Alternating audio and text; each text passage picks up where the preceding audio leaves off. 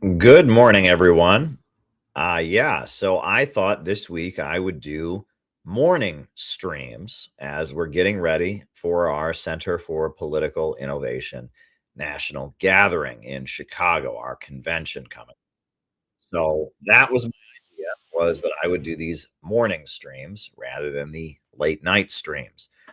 So we're going to see how this goes. I guess I'm not going to use the normal format where I play the opening music and all of that. I will answer any questions people have that I can do, and we'll talk about that momentarily. But at the moment, I'm sitting in my lovely Brooklyn apartment in my my home studio office place that I do these live streams. I'm drinking unnamed diet beverage, and in a minute, I will get up and do the arms exercise that we have done on these streams many times. Now, want to give a shout out to Irving. Irving has made Center for Political Innovation t-shirts. And I am wearing my Center for Political Innovation t-shirts created by Irving. We have a different set of t-shirts that have been made for the National Gathering coming up in Chicago, actually, that look completely different than this, that have the logo, the poster for the gathering on them. Let me just show you. Right. So the National Convention of the Center for Political Innovation is set to take place on August 15th, which is a Saturday in Chicago. We have a great venue in actual Chicago, right? Not in a suburb, but in actual Chicago. We're having a gathering, and yeah, it's going to be pretty good. It's going to be pretty good. So I'm going to continue drinking my unnamed diet beverage. In a second, we're going to do the arms exercise, and then I'll talk about a few things, and we'll go from there. So yeah, cool. Hey, great. We got Luke from 12 Gates is already watching. Anybody else who cares to watch in the chat, if you want to shoot me a question or anything like that, feel free. But yeah, I'm just going to continue drinking my unnamed diet beverage. Good stuff. I have not done a morning stream like this, right? This week as we get ready for the convention in Chicago. The idea was that I would do these morning streams, and I have a list of things to talk about. But the first thing on the list that I need to do is the arms exercise, which is a great way to start the day. Which is I do quite a bit, and I've talked about this exercise before, and I've done it on these streams before. On the holidays, often I'll do like an 8-hour stream, 4 hours in the morning, 4 hours in the evening. And on the holiday streams, I always do this. So I am going to do the arms exercise here. I always put on John Philip Sousa, but basically the idea is that you hold your arms above your head as long as you can. And the idea is that you straighten your back, you build up arm and shoulder strength. Somebody said you could just do push-ups instead. Yeah, you could. However, push-ups, on the one hand, you're not really helping your posture at all, right? Your push-ups, you're on the ground. Secondly, push-ups are not as much an issue of endurance. So yeah, I have done this on these streams many times, the arms exercise, and I figured that we'll do the arms exercise on here. Basically you just hold your arms above your head as long as you can. And I always put on this John Philip Sousa music while I do it. So we'll do that, the arms exercise, see how long I can go. I think the longest I've ever done the arms exercise was like 23, 24 minutes on these streams. I did it, and I we'll see. So yeah, hope you're all having a great morning. And yeah, all right. Let's see how long I can go. All right. The idea is that I will hold my arms above my head as long as I can. And the idea is to work on your posture, that kind of thing. All right, here we go.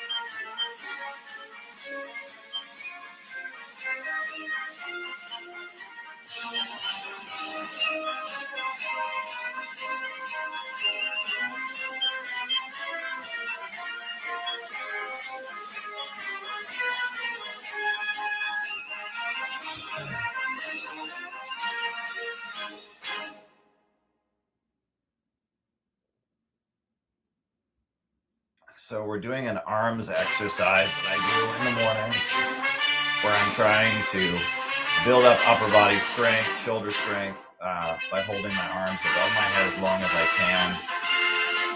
Just for those who don't know.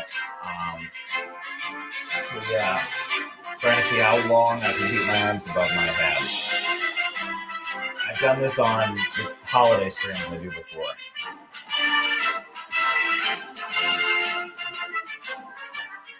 Helps posture.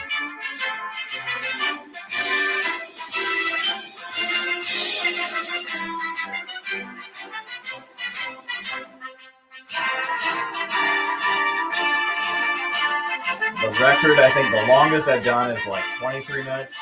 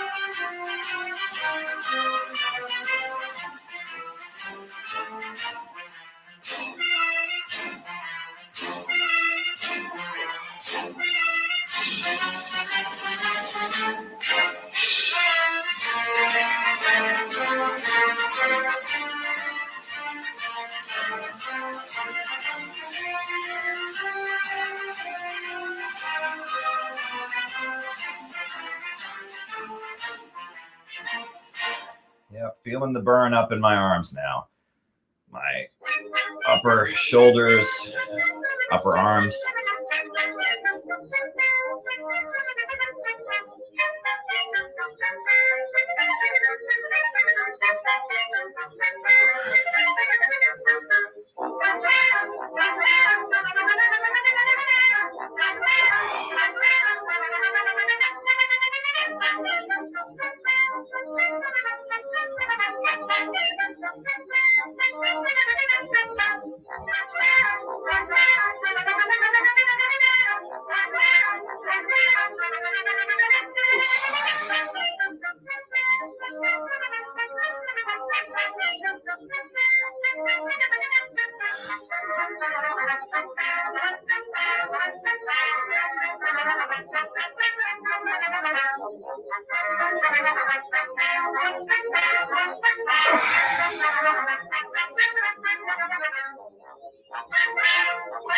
Feeling that burn, yeah.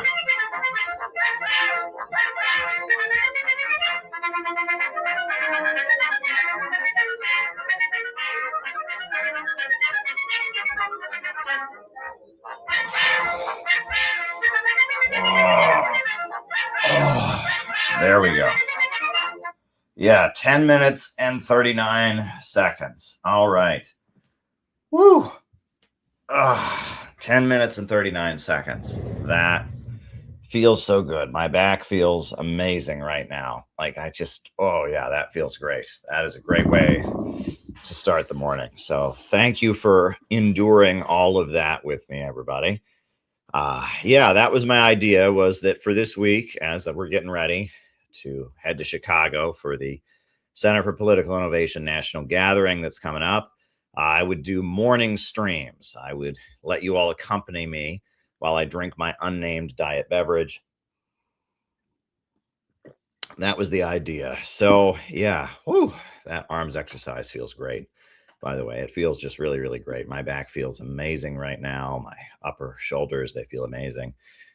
Whew, that is a great way to get the day going. But yeah, I did have a couple things to talk about here. And then I'll answer anybody's questions if they have any, and then that'll be our morning stream. This is not a huge epic performance. This is just kind of me getting on here to start the day. Chris says hello. Well, thank you, Chris. Good to be here with you. Glad you're with us, and hello to you. Hello to you. And yeah, so just a couple things I was going to talk about this morning. First things first. Today is August 3rd, but yesterday was August 2nd. And August 2nd has some kind of significance to me. There are two big historical events. let me rephrase that. There are two, well, maybe. There are two somewhat historical events that happened on August 2nd. The biggest of them is the Seventh World Congress. And I wrote an article about this. If you read my book, The Battle for Soviet History, I have a whole article about August 2nd, 1935. August 2nd, 1935, that's this photo. That was the Seventh World Congress of the Communist International. And that is where the Communist International shifted its policies to what they call the Popular Front or the People's Front. Georgy Dimitrov, who's there, right? You have Stalin in the center, and then, past the lamp there on the other side, the guy standing next to Stalin on the other side of the lamp, that is Georgy Dimitrov, who was a Bulgarian communist. And Georgy Dimitrov was kind of a celebrity and a hero in the global communist movement because he is the guy that Adolf Hitler tried to blame for burning the Reichstag. Not the Fourth International, the Comintern, the Third International.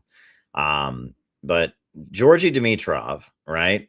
He was the guy who he was a Bulgarian communist who was living in Germany in the 1930s, and Hitler arrested him and tried to frame him for being the guy who burned the Reichstag building, right? The German parliament, the Reichstag building was burned. Hitler used that to secure his grip on power. And he arrested this guy, Georgy Dimitrov, for being the guy who had conspired with the communists supposedly to burn the Reichstag building. And Georgy Dimitrov was put on trial in a very public show trial. It was supposed to be a kangaroo court. I mean, there was supposed to be no chance, absolutely no chance of Dimitrov getting acquitted. But he spoke German very, very well, and he spoke many languages very, very well, and he was very smart. And Dimitrov was able to catch the Nazis lying at his trial, which was broadcast publicly, and they were forced to acquit him. And so he was kind of a hero of the global communist movement. Dimitrov had been this communist that Hitler tried to throw in jail. Hitler tried to frame, he wanted to make it look like the Soviet Union had burned the Reichstag building. And so they blamed Dimitrov for it. And then he proved he was not guilty in the court. And so he was kind of a hero. He went back to the Soviet Union. And he was the one who gave the main speech to the Seventh World Congress of the Communist International in 1935. And the Seventh World Congress was a turning point because prior to the Seventh World Congress, you'd had the Sixth World Congress in 1928. And at the Sixth World Congress, the focus had been on opposing social democrats. The idea was that social democrats were social fascists. The main roadblock to revolution was social democracy. But at the Seventh World Congress, the orientation completely changed, and communists became focused on building a united front against fascism. That became the focus, and the Popular Front, or the People's Front, emerged after the 1935 Seventh World Congress. And it was Dimitrov who gave the speech. And August 2nd, 1935 was the day when the entire, the global communist movement gathered in Moscow or the seventh and it was the last World Congress of the Communist International. They never had another Congress. They dissolved then during the Second World War, and there was never another World Congress. So it was the last gathering of the Communist International in 1935 in Moscow. And there is Dimitrov with Stalin. And Dimitrov gave the speech, that called for reorienting the global communist movement to build a united front against fascism.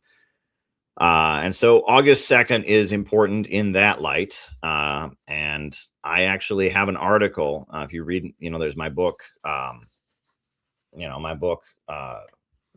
The Battle for Soviet History and Why It Matters. I have an article, 1935, a Bulgarian communist shook the world. Right. And it begins August 2nd, 1935, a speech given in, right. It's page 52 of my book. I have a whole article just about Georgy Dimitrov and the speech that he gave and how the world communist movement completely changed its orientation towards the Popular Front. Right. Here's Dimitrov speaking, and here's a rally to free Dimitrov, because around the world, when the Nazis had him in prison, the communists were rallying. There's, Dimitrov against fascism. Right. And yeah, my book has a whole article about, because that change to build the Popular Front, it led to a lot of things. For example, Michel Aflaq, the leader of the communist movement in Syria, resigned, and he formed the Ba'athist Party, because part of the Popular Front orientation was to align with democratic capitalists against fascism. And in Syria, that meant aligning with the colonizer, that was the French. And so Michel Aflaq quit the Communist Party of Syria and formed the Ba'athist Arab Socialist Party, because he didn't want to support his colonizer, the French.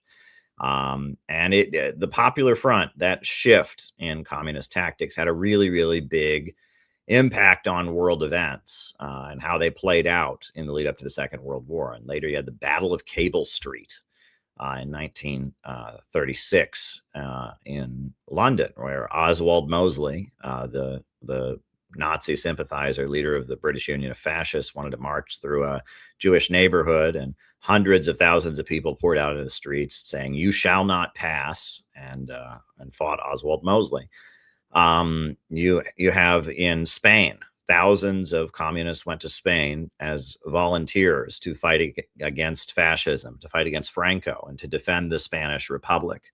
And that was as a result of this shift. You also had, other mobilizations. I mean, it was all over the world. Communists started focusing on opposing fascism. And in America, that meant an alliance with Roosevelt and the Roosevelt administration. The Communist Party had been very harshly critical of Roosevelt, but when it became clear that Roosevelt was against fascism and was willing to work with the labor movement, as a result of Dimitrov's speech and the Comintern shifting its policies, that's where the Communist Party's alliance with President Franklin Roosevelt came from as well. So, yeah, the August 2nd, 1935 shift in the Communist International after Dimitrov gave his presentation on the United Front Against Fascism, that was a pretty important moment.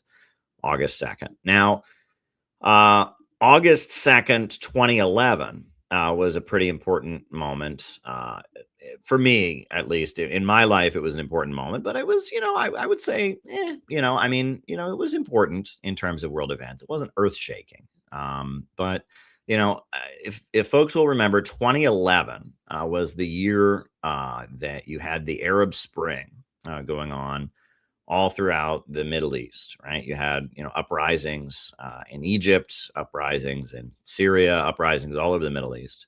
And the USA turned the uprising in Libya into a regime change war, an ugly regime change war that destroyed the most prosperous country on the African continent. And in America, at the same time that there were all these protests happening in Egypt and Tunisia and places like that, in America, it was breaking out in the fall of 2011, you had Occupy Wall Street. And Occupy Wall Street, I was part of it, and it was very, very much the Democrats pushing back against the Tea Party. It looked kind of like a spontaneous uprising, but it was very much staged from above. Mainstream media was all over, was promoting it, etc. Well, I will never forget August 2nd, 2011, because that was the day that there was the debt ceiling, that there was a lot of austerity going on, cuts in public spending, etc. And the debt ceiling was set for August 2nd. And so I was part of New Yorkers Against Budget Cuts, which was a coalition of different communist groups in New York City. We got a permit and we had a rally on Wall Street, right near the Wall Street Bull, Bowling Green Plaza. New Yorkers Against Budget Cuts. It was the Workers' World Party that I was part of. It was the International Socialist Organization, the ISO. It was a couple different groups, anarchists, Organization for a Free Society, all of them. We had kind of a protest on Wall Street. And David, what was his name? David Graeber, the big intellectual associated with Occupy Wall Street. He came down with a lot of his students or people that worked with him that were from Eastern Europe, from France, from Greece, from Spain. They came down and they started having the first General Assembly of Occupy Wall Street. And they tried to get the media to go away. And there was kind of a scuffle, I remember. And it was the first, they called the first General Assembly of what became Occupy Wall Street. Occupy Wall Street officially began on September 17th, 2011. But August 2nd, 2011 was the first General Assembly of Occupy Wall Street. And I gave a speech at the rally, and they have used that speech in multiple documentaries about Occupy Wall Street. So I'm going to put it on. This is the speech I gave on Wall Street on August 2nd. And it's funny, they always use me as a symbol of the scary authoritarian left with their hard line, class line. That's they always use that as an example. And yeah, Occupy Wall Street's first General Assembly was on August 2nd, 2011. And I had long hair and a beard, and I had just moved to New York less than a year prior. And yeah, this was me, August 2nd, 2011. And it's been included in many documentaries about the Occupy Wall Street protests. I gave this brief speech near the Wall Street Bull, August 2nd. My name is Caleb, and I'm a student, a former student and a worker here in New York City. And I want to begin by giving a shout out to all the youth who couldn't come today because they're locked in the prisons, in a prison industrial complex where profits are made from jailing people away. Youth who are being picked up and jailed for things that are not criminal, things that shouldn't be jailed for. I also want to give a shout out to all the youth who, because of economic conditions, have been forced to join the U.S. military and are abroad used as cannon fodder for these profiteers and these bankers. They couldn't be here today. Now, if you look up at these buildings all around us, before these buildings were constructed, what did the people who built them have? They had a blueprint. They had a blueprint and a plan. And then they went to engineers, and they went to construction workers, and they constructed the building. Well, right now, Wall Street and the banker class, the people who actually run this country, they have a blueprint. And it's written in all of their Ayn Rand and Milton Friedman textbooks. Their blueprint is the destruction of the future of this generation. Their blueprint is the end of free public education. Their blueprint is the end of decent schools. Their blueprint is low wages. Their blueprint is massive unemployment. Their blueprint is massive home foreclosures. Their blueprint is massive destruction of the future and the end of the social programs that keep people alive. That's their blueprint, and they're mobilizing around it. They've got their Tea Party thugs mobilizing around it. They've got their police mobilizing around it to repress us and cage us in pins for speaking out. They've got their Democrats and their Republicans mobilizing around it. And if we're going to resist their program, we have to learn from the generations in the past who've done it before. In the 1930s, not far from here in Union Square, there was a demonstration of 10,000 people. And they gathered, and their slogan was "Fight or Starve." And they gathered in Union Square by the hundreds of thousands. And when the police told them they couldn't march, they said no. And they said, "This is our street, and we're going to march." And you know, they had a banner at that march. And you know what the slogan that was on the front banner of that march back in 1932? You know what the slogan was? Remember it. Remember it. Take it with you. If you remember a phrase, remember it. The slogan was class against class. And that's what we're talking about. Class against class. Say it with me. Class against class. Class against class. It's not about Democrat versus Republican. It's not about a liberal program or a conservative program. It's about the banker program versus the people's program. That's what's going on. If we're going to resist, we need a blueprint of our own. We need to design our own blueprint, and we need to start implementing it in the streets. Whether we need to coordinate all of the resistance together so we can build a strong, united program of resisting the bankers' agenda of shutting us down and destroying us. We need a program that says equal rights for immigrant workers.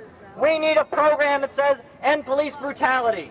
We need a program that says stop the cuts in food stamps. We need a program that says hands off our schools and universities. We need a program that includes health care for all, jobs for all, education for all. And we need to step back and think about the real possibility that there could be a time when people like us could actually own and operate the banks and the factories, and there would be no boss class or banker class running society. People like you and I could actually have a say and run society. That would require one thing very simply, and it would require us to abolish capitalism. The capitalist system is the ruthless, evil system of the bankers, and I say if we're going to resist their program and their blueprint for destruction, we're going to have to abolish their system. So let's organize, let's be out there, and let's fight. Thank you. Yeah, I'm not sure I would talk exactly that way these days. There's some things that I obviously would agree with, but part of the problem with those kind of political spaces, you'll notice even in that speech, I had to check off all the boxes, right? I had to talk about police brutality, check. I had to talk about equal rights for immigrants, check. And the part of the problem with some of the left-wing spaces is that you can't just give a speech, that talks about, what needs to be said. I mean, I was there on Wall Street, and I was saying we need a class struggle. But, I was in this very, very, I don't know what you want to call it, this very kind of rigid organization. And a lot of, even in that speech, I mean, as good as that speech may have been, I was still checking off the boxes, right? It was like, if I didn't say the right words and I didn't include the pet issues, of somebody, I was going to get in trouble with somebody.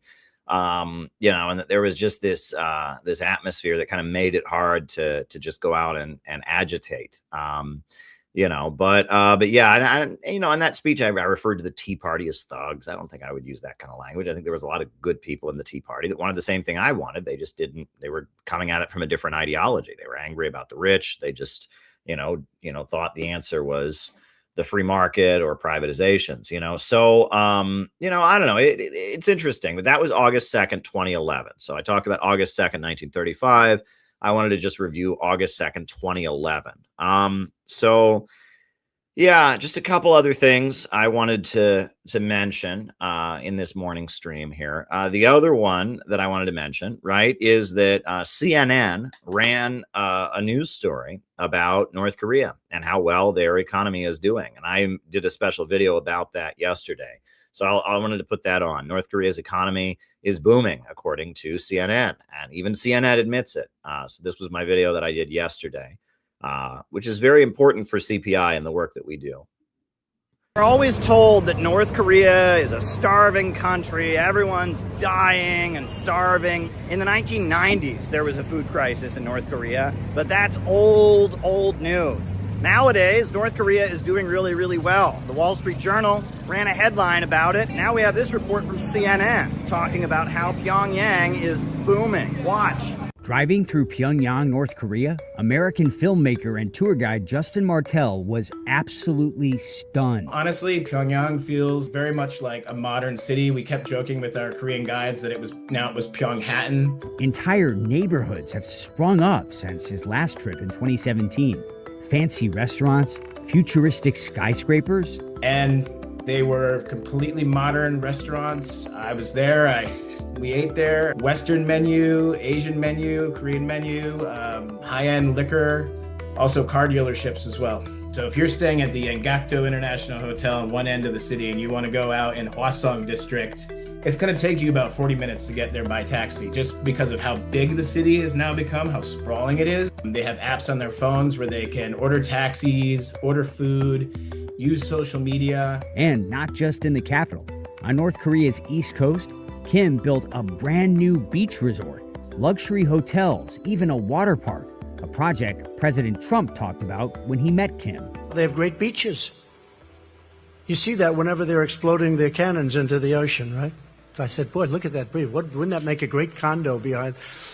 And I explained, I said, you know, instead of doing that, you could have the best hotels in the world right there. So even CNN is admitting that North Korea is an economic hotspot. Their partnership with Russia has caused them to see a real expansion in their economy. Well, we at the Center for Political Innovation, we have been urging people to study the ideology of Juche. We have weekly Juche study groups to study the ideology of Kim Il-sung and the Korean Revolution.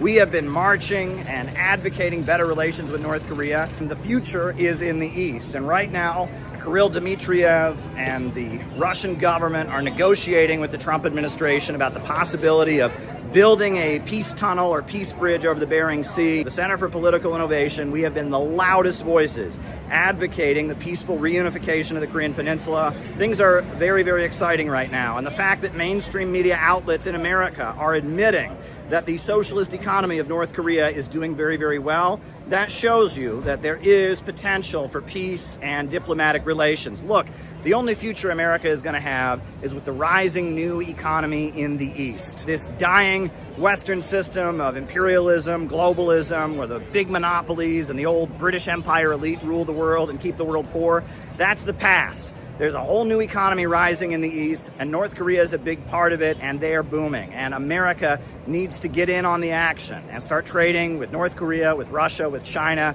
We need to be part of the rising new economy. Dare to struggle, dare to win, dare to struggle, dare to win, dare to struggle, dare to win, dare to struggle, dare to win, dare to struggle, dare to win, dare to struggle, dare to win. Yep. Yep. So that was pretty neat. You know, and to see that now we got the Wall Street Journal and now CNN admitting that North Korea's economy is doing really, really well. And we at CPI, we are the pro DPRK group in America. I mean, we have been distributing the pamphlets about, you know, Kim Il-sung-ya, the flower on college campuses. We have a weekly Juche study group here on this channel, on the CPI channel as well. Noah, our member, has, you know, put out this compilation of Kim Il-sung's writings, Juche for American Workers, and we've studied the whole thing. We've had 13 sessions of the Juche study group that we've done already. And we have the Kim Il-sung-ya booklets, and we were, you know, during the elections, we were in the streets with a big banner of Trump and Kim shaking hands. Only peace can make America great again. Yeah, we are the group that is pro North Korea, and to see North Korea doing so well, and with, you know, the negotiations with the USA and Russia regarding the building of the tunnel under the Bering Sea, the peace bridge, the peace tunnel, that is all showing that we are on the right side and that history is moving in the right direction. Good morning, Penny. We're about to show Penny, a CPI member in Minneapolis, regional captain, did a speech recently about chocolate. She did this to her Toastmasters Club, and it's about chocolate and anti-imperialism and Africa and all of that. So this is Penny's speech that she gave about chocolate. So Penny Arcos will take us on a journey through Mexico and Africa to explore the dark history and the bright future of chocolate. Her speech is titled Fake Chocolate and Fake News. So Penny, we look forward to hearing your speech. Thank you, Toastmaster.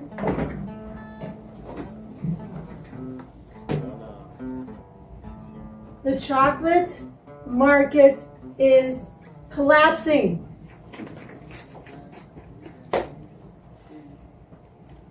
In Ghana, and Cote d'Ivoire, where 60% of the chocolate is produced, droughts and floods and swollen root virus wiped out many of the trees in the 2023-2024 season. causing the worst cacao shortage in 60 years. Prices for cacao jumped to $13,000 per metric ton. The price is skyrocketing. Hershey began swapping out real milk chocolate with compound cremes, vegetable butters, until Brad Reese, son of the inventor, called them out.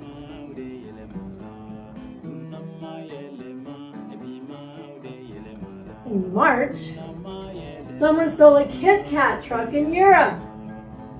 Canada responded with armored vehicles as a publicity stunt. Nestle launched a Kit Kat tracker. Hershey sells us fake chocolate. Nestle needs you to find their stolen Kit Kats. Cacao farmers that barely make $1 to $2 a day can't afford to invest in new trees. The prediction? A grim future for chocolate lovers and cacao farmers. But I call foul. I'll tell you why. The world is getting hotter, which puts a lot of stress on the cacao trees. But the grim prediction is a smokescreen for the whole rotten system. I'm going to show you what the fake news leaves out. Chocolate has been produced with a system of exploitation of land and labor for the profits of the wealthy few for centuries. The Aztecs in Mexico exacted tributes in cacao beans from the Mayans. Emperor Montezuma II hoarded mountains of cacao beans in his palace and reportedly drank 50 golden goblets of honey-smooth, bitter cacahuatl every day.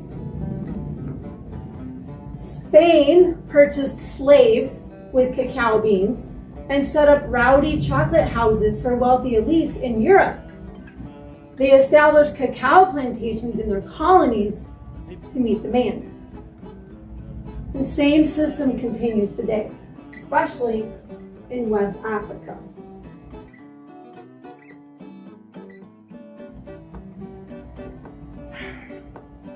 The chocolate industry itself is not collapsing. The system of exploitation run by chocolate cartels is collapsing. Ambitious individuals with a vision are creating a sustainable system that offers a bright future for chocolate and the planet. In Burkina Faso, Chef Andre Bayala wanted to make his country the cacao exporter of the Sahel. His vision took him to Côte d'Ivoire, where he learned chocolate and culinary skills. The Ivorian Civil War drove him to cross the Strait of Gibraltar from Morocco to Spain in a raft. Turned away at the border of Spain, he went down to Senegal and made it big, but lost it all. He returned home and hatched $1 million plan from a chicken coop. Staying true to his vision, he experimented with cacao plantation, cacao cultivation for 10 years. In 2016, Chef Andre Bayala earned the title Africa's Best Chocolatier at the Africa Pastry Cup. using first century methods during a power outage and adding moringa to make the chocolate safe for diabetics. Staying true to his vision, he experimented with cacao cultivation for 10 years. And he also, despite taboos and insults, opened a culinary school and a bakery that supports local farmers. In 2023, Captain Ibrahim Traore came to power. He asked, "Is cacao farming possible here?" Chef Andre showed him the field.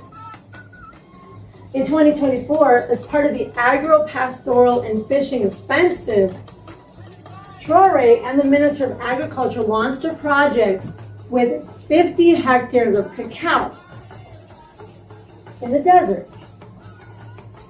In 2025, they launched a project with 200,000 hectares of cacao intercropped with plantains.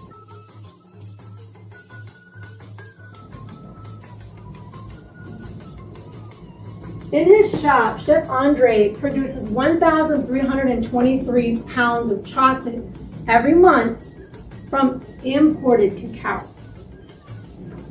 With his own profits, he set up a farmer training field and plans to teach prisoners cacao farming. Most of his culinary students start their own businesses. Chef Andre sets up factories in cacao producing countries so that farmers can process and sell their own cacao.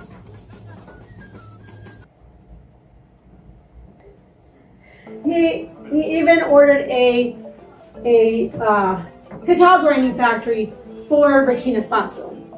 By 2030, Burkina Faso will be a cacao exporter. Cacao is recovering. Prices dropped to $5,000. But cacao is piling up at ports because buyers are waiting for cheaper prices. Meanwhile, Ghana, Cote d'Ivoire, and Nigeria, who once sanctioned Burkina Faso, are learning from Traore and have formed a unified bloc to invest in their own processing facilities and set their own prices. The fake news tells us that fake chocolate and destitute farmers is the new norm. But visionary leaders are creating a better system. And you too can be a visionary leader.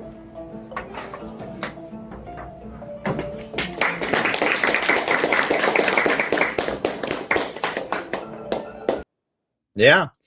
So yeah, that was Penny's presentation. And I mean, it's pretty relevant in light of what's going on. You know, we are having our big gathering coming up in Chicago. And, you know, we as the Center for Political Innovation have been the most outspoken in supporting Ibrahim Traore and the Union of Sahel States in America. Last year during the convention, we were staying at a house in Rockford, Illinois, and we decided to have a rally in Rockford to support Ibrahim Traore. And it was pretty cool. And yeah, this was our rally that we did to support the great African leader, anti-colonial fighter Ibrahim Traore in Rockford, Illinois.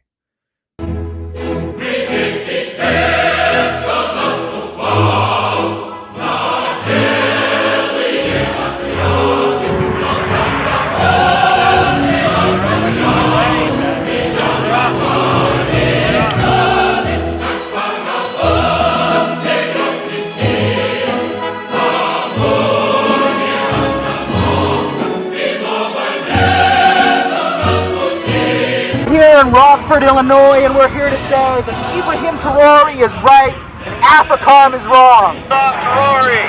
Hands off Africa! Hands off Traore! Hands off Africa! Hands off Traore! Hands off Africa. Hands off Traore. You know, today we're speaking about Ibrahim Traore, all the good things he has done. He is actually a leader that's provided true inspiration, not just for his people of Burkina Faso, but for everyone around the world. Are in the belly of what is happening around the world. We get up, we go to work, we go home, we get online. We pretend like we don't know, but we do know. We feel the crushing imperialist boot on our necks, and can we get it off? Yes, we can! Yes, we can! Fuck yeah! Fuck yeah! We can! Yes, we can! Don't let them stop you. Ibrahim Traore is the captain, president, Ibrahim Traore, the traditional president of Burkina Faso. I think he's a remarkable leader for the whole world. Whenever I see him, I'm really compelled by him. Taking hands off of Ibrahim Traore, and we're representing the Center for Political Innovation because we want economic development. We don't want degrowth. People are liking it, huh? Yeah, a lot of people are receptive or at least curious. And I think if we take an example like this, and stand up for countries like this and learn from it, we too have a better prosperity, not just for ourselves now, but for generations to come. So unique and so different from the various other leaders of the world. He's amazing to me. Down with NATO! Down with NATO. Hands off Africa! Hands off Africa. Down with NATO! Down with NATO. Hands off Africa! Hands off Africa. We are an energized group fighting for working families. We are an energized group fighting for the world. We want this message to get out to everyone, far and wide, to get off your butts, to make it happen. We are one because we are in this fight together. We've got Africa's Flame, Ibrahim Traore, the current president of Burkina Faso, who's doing beautiful, amazing things, building up the country for his people. They kicked out the French. They formed an alliance with Mali and Niger. Security defense, economic defense. Traore is leading an agricultural revolution. They are training soldiers to be farmers. They're training farmers to be soldiers. And he's a Muslim. And it is now a crime in Burkina Faso to stir up religious division that undermines the unity of the country. So we're supporting a real role model here. Let me tell you a little bit about this man, Ibrahim Traore. This man is not only a leader for Burkina Faso who cares about the people of Africa and the people of the world, who's standing with Russia, who's standing with the people of the world against U.S. imperialism. And it's because that he's doing that they've made so many attempts on his life. I would be willing to put my life on the line for him, to protect him, because he represents hope. He represents true hope and progress in this world, and I pray to God that nothing happens to him. And my question is this: where does value come from? Where does value come from? They want you to think value comes down from the sky. They want you to think value comes from Wall Street derivative ripoff schemes. They want you to think value comes from Facebook likes and shares and hits. They want you to think value is magical.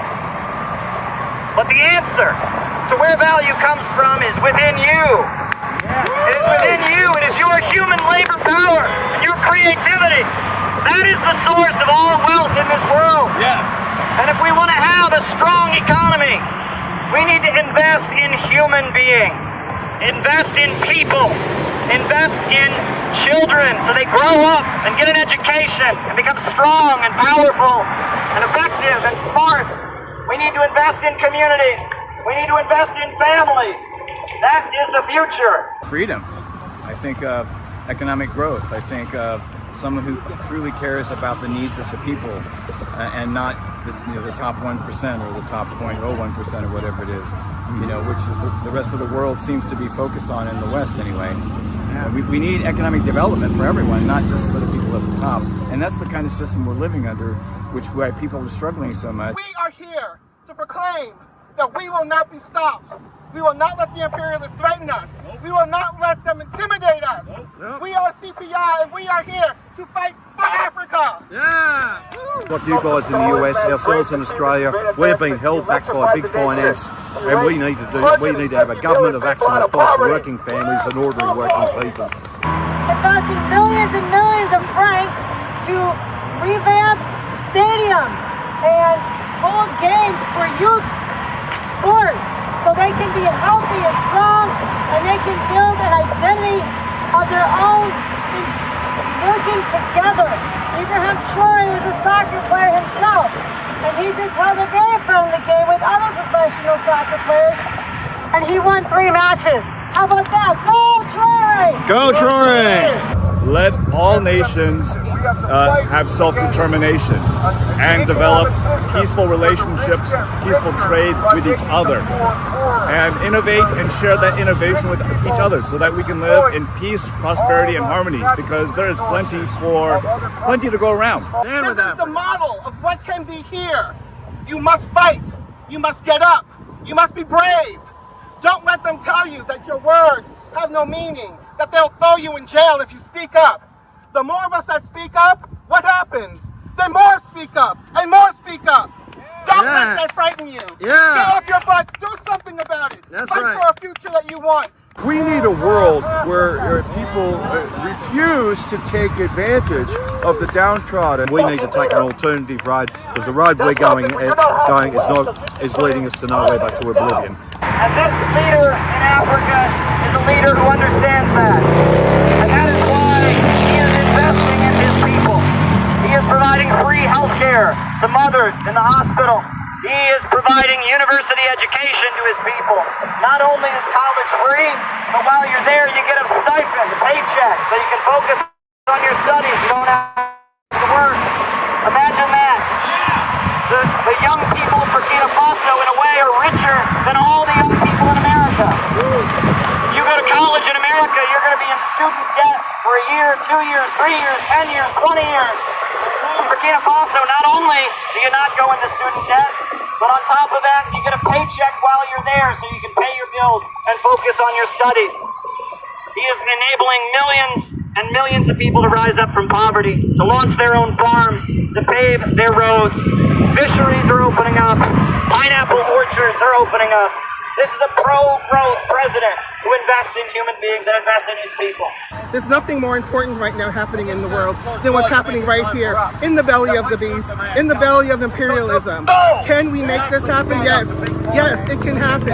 What we need is a win-win situation where we can find an economic system where deals or contracts whereby what makes America prosper also makes our trading prosper. Better world is possible, but understand, if we don't believe that, if we listen to those who tell us that nothing is possible, then that's what we will get. We will get nothing. Hands off Africa! Hands off Africa! Hands off Africa! What can I say about imperialism, other than the fact that it is a crushing force that is now taking its way from the tentacles of the United States and around the world, sucking the resources from other countries, impoverishing them, degrowing them, crushing them, making sure that they can't become everything that they have dreamt of being. Organizations such as the Center for Political Innovation is critical to spreading the awareness, the knowledge of leaders such as Abraham Traore. And right now, we don't have a government that invests in people. We have a government that invests in destroying people. A government that invests in bombs and tanks and weapons and prisons for profit. A government that defends drug cartels. A government that arms terrorist groups. And that is not the way forward. There's a small group of very, very rich people who sit at the top of the world. And they've decided that the only way they can keep their throne and keep themselves at the top is to stop human progress. And they're wrong, because there is no limit to growth. There is no limit to growth. Human creativity and brilliance is unlimited. And we can build and we can construct. We got books! We got books! I saw 2 cars pull up at the stop sign, and then they had their lights, they were flashing to get our attention. And then I saw a fist come out, and then I was like, oh yes, there's somebody who absolutely understands what we're doing. And then I saw a woman come out, and she started honking her horn. And then I didn't know there was a car behind her, and then we just started cheering. They were just honking. I heard them say thank you, because now they know what we're about, what we were doing, what we're standing for, why we're out here on this road, getting the attention of those who pass by. So they all honked. The car behind them came out and they honked as well. And they seemed extremely supportive, very happy that we're out here bringing awareness, you know, in a place where, likely of all places, would you see a big giant sign, a big, you know, poster of Ibrahim Traore. But here we are, CPI, bringing awareness, making it happen, and understanding that people, the more we do this, it'll catch fire. And it seems as though it already has. I think, yeah, there's been a number of people that have positive reactions to our rally, to the banner, to our chants, to our speeches. We will march together, we will fight together, no matter who you are, no matter what political persuasion, no matter what race, because we are all here fighting a class struggle that is more than the sum of its parts. We are one. But I think if you're getting positive reactions like that out here, that's a very good sign. And it's a sign of progress, and it's a sign that people are starting to wake up. Ibrahim Traore is working with Russia ban! Russia ban! Oh my God, Russia ban! No, Ibrahim Traore went to the 80th anniversary of the end of World War II in Russia, and he got to see their equipment, and he got to see their spirit of unity and their spirit of cooperation, and how they were able to defeat fascism, which we've never forgiven them for. So, also, Ibrahim Traore is investing in education for his students to go to Russia. And Russia has students coming to Burkina Faso so they can learn each other's culture and they can build peaceful nuclear energy. Yay! Peaceful nuclear energy. Just Peaceful like nuclear energy.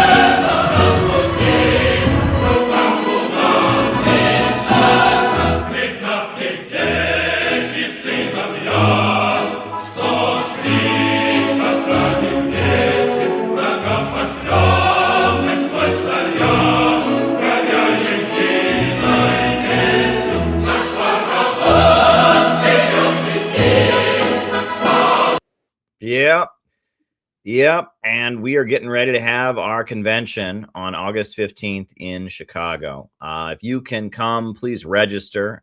Links are down below. And if you can send us a contribution, that would really help because we really need to get funds together. It's very, very tight this year. You can go to cpiusa.org/donate and shoot us a contribution.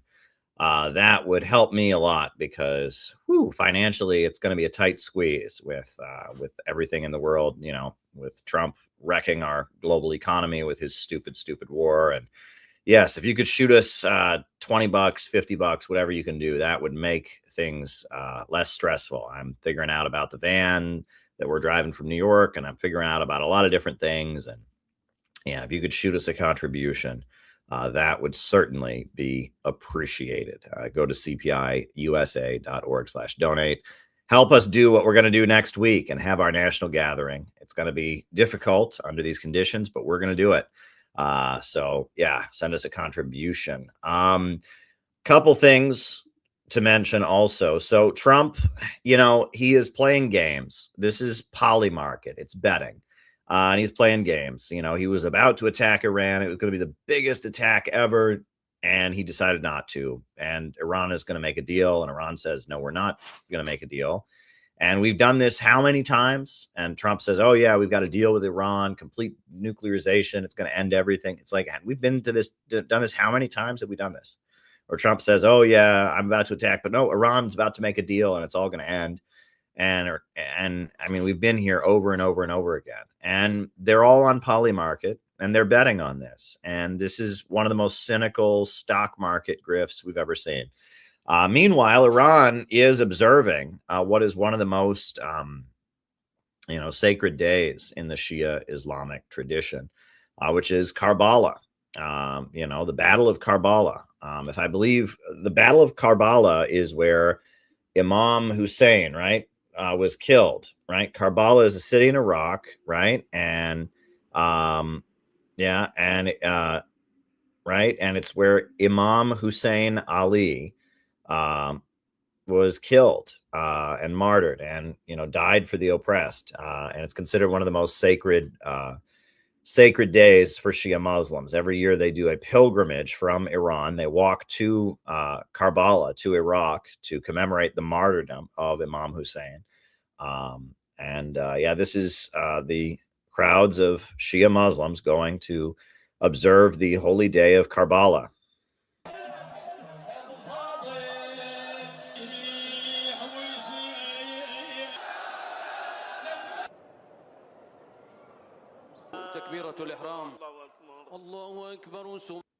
Yeah. Yeah, they're observing the holy day of Karbala in Iraq. And that's taking place. Muslims, they walk from Iran to Iraq and they commemorate the Battle of Karbala.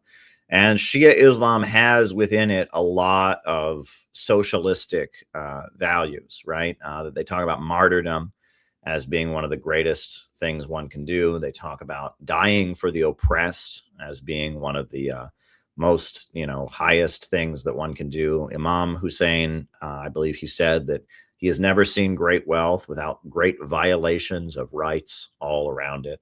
And I have various Shia Muslim books that I got when I was in Iran, and many of them they talk about revolution, they talk about the oppressed, and that's why Iran is being targeted. Iran has stood with the Palestinians like nobody else. Iran is a big ally of the Houthis, Ansar Allah, and the anti-imperialist movement in Yemen. Some of the poorest people in the world fighting for, their rights and fighting for the Palestinians and fighting to build their nation up. And so, we think about what's going on in Iran. Keep that in your heart today as we go on and as we try to build an anti-imperialist movement, and think about how stupid it is with Trump, with his war that never should have happened, that is wrecking the global economy and murdered the supreme leader of Iran. And I just the news is rather depressing. What keeps me optimistic is our community, the Center for Political Innovation, and the hope of the anti-imperialist world. And I must always come back to the Wallace Wattles quote. People ask me, why do I not talk about certain things on these streams? I try to live by this, right? I listen to the Wallace Wattles tapes. The more you talk about your hard times, the more you will be inclined to seek some mental narcotic to dull the keen edge of your suffering, and the longer you will suffer. No surer way to keep the masses poor can be devised than to continually write and talk about their poverty. Talk about the good time coming.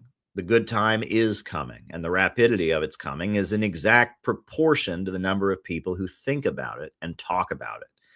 Instead of going about showing horrible pictures of the conditions of those who live in the tenements, go about showing beautiful pictures of the conditions of those who will live in the coming city.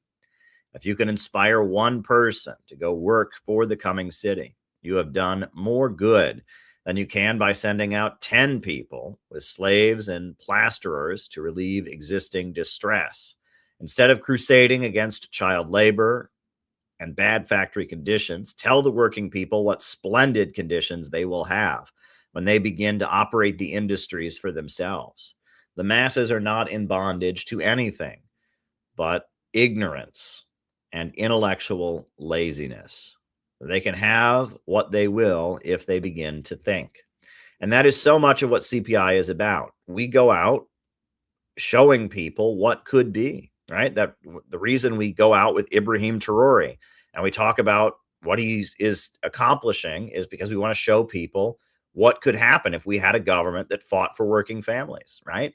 The reason we have our 4-point plan is because we're trying to show people steps that could actually be taken to create a society where the needs of the people come first, and what could actually be done. It's become almost cliche. On the cover of our books, we have high-speed trains because a train is something you can have a picture of, right? What is innovationism? That's the cover of, what is innovationism? We have a Chinese high-speed train on it. And then the pamphlet that we distributed to the Libertarian Party convention.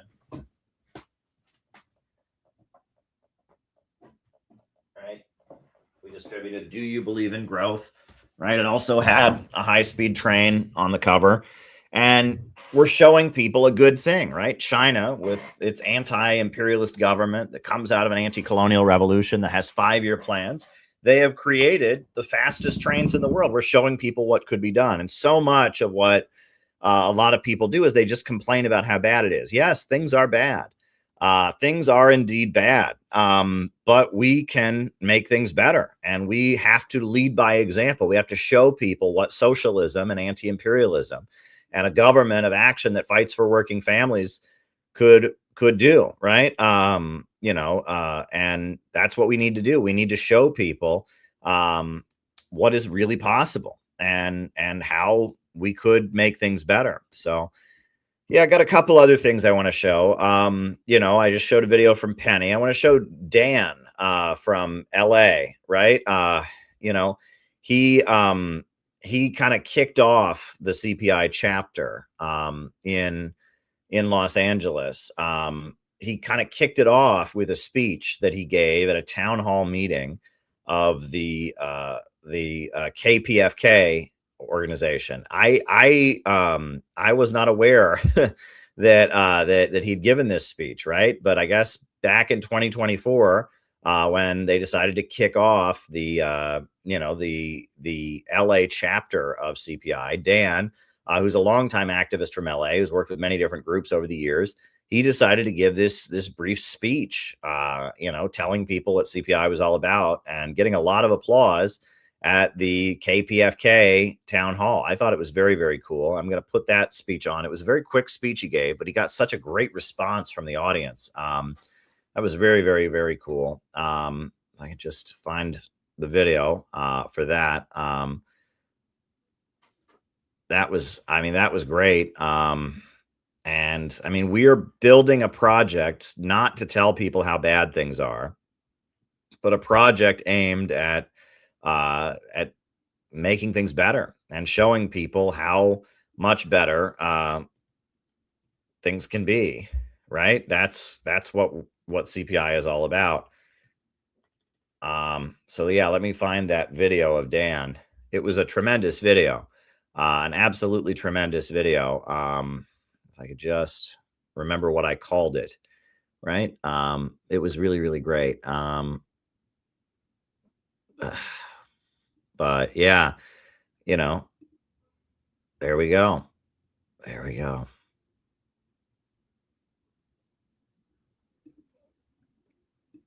Where the white women at? That's a line from the movie Blazing Saddles, right? That's when the African American sheriff character is Sheriff Bart is trying to anger the Ku Klux Klan. He says, "Where the white women at?"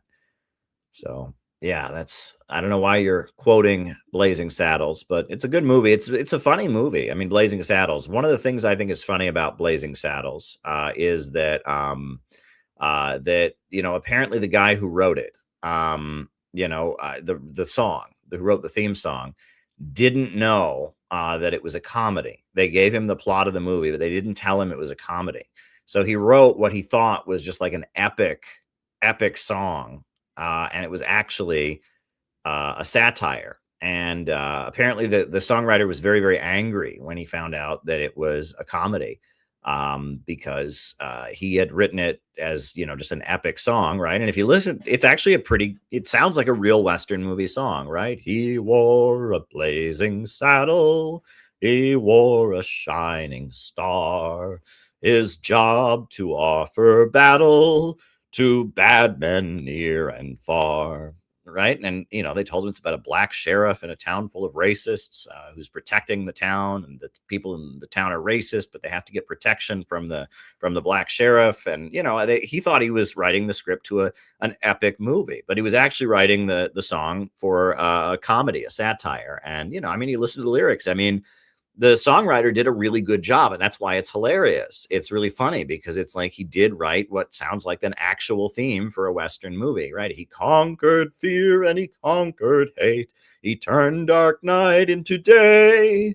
He made his blazing saddle a torch to light the way. right? It's hilarious. And apparently the songwriter was very, very angry when he found out that it was for a satirical film. But anyway, this is Dan.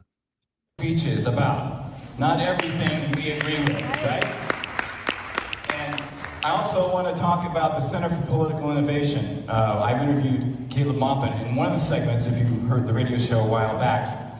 He wrote a book about Kamala Harris, which I think Tulsi Gabbard read, or because some of the content she shared at the debate, if you remember. But anyway, we're opening a local chapter here in the LA area for Center for Political Innovation. They took a lot of books to the Libertarian Convention, to the Democratic Party Convention, this one in particular, Do You Believe in Growth? Why Russia and China Keep Rising While the U.S. Society Stifles Innovation. And we are anti-imperialism. We are pro-peace, pro-growth, not degrowth like the system is that we live in, and we need to change that. China is not our enemy. Russia is not our enemy. Iran is not our enemy. Venezuela is not our enemy. We need to move forward beyond left and right where it matters and find a new way forward. All of us, we need to work in unity, whether it's on the local level, national, or connect internationally. We need to be open to change and growth and learn together and be together in solidarity together. Yeah, that was excellent. That was absolutely excellent. And one issue that Dan has been all over is the vaccines. And, you know, as much as, you know, the Trump administration has disappointed me, RFK, he refuses to back down. This is RFK confronting CNN about how they lied about vaccines. And this is amazing. Job is telling the truth. And the truth is that there is study after study after study. It's one of the most studied things out there in science. You're repeating and it it like a parrot. You're repeating it like a parrot.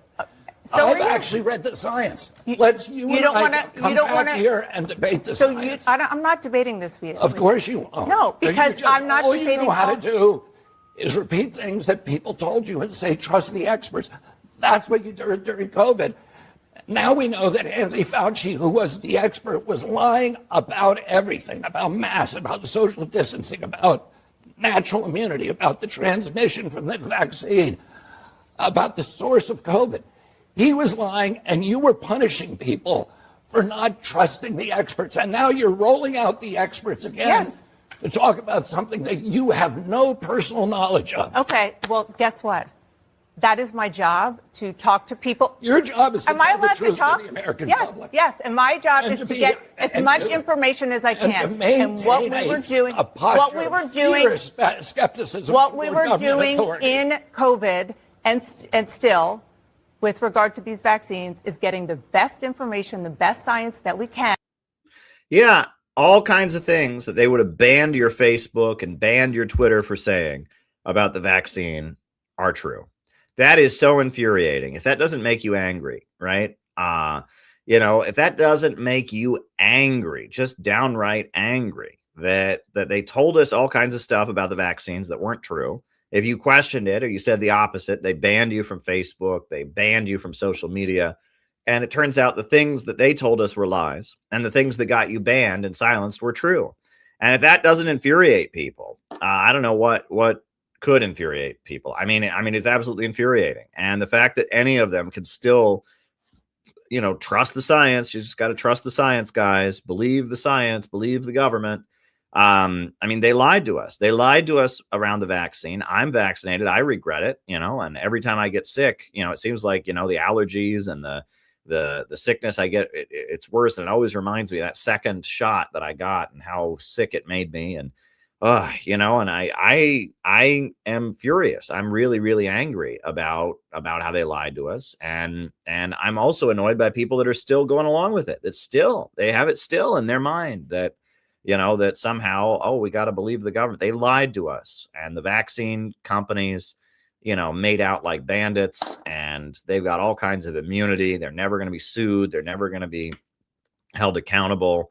Oh, absolutely infuriating. Absolutely infuriating. Absolutely infuriating. But the reason I'm doing this morning stream, and I might do this again a couple times this week. I mean, the idea is to just do these morning streams. This is not a big performance. This is just me talking is because our August Center for Political Innovation convention is coming up. Our national gathering in Chicago is coming up, and I'm preparing for the national gathering.